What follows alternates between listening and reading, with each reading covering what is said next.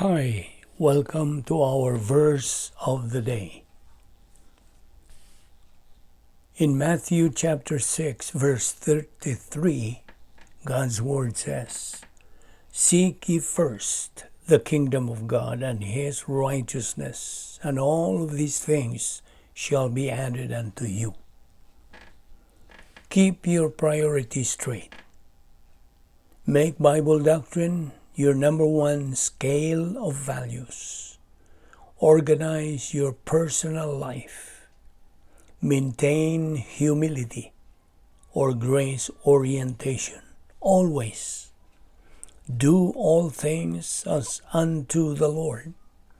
Reside in God's place of power, the operational divine dynasphere, all the time, because that is the only way to live as per God's will.